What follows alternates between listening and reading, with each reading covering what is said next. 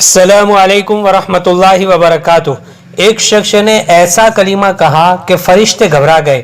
اگر آپ جاننا چاہتے ہیں تو دھیان سے سنیے۔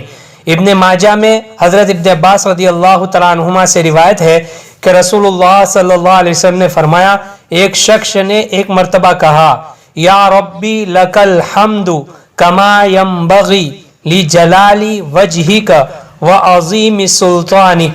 فرشتے گھبرا گئے کہ ہم اس کا کتنا اجر لکھیں۔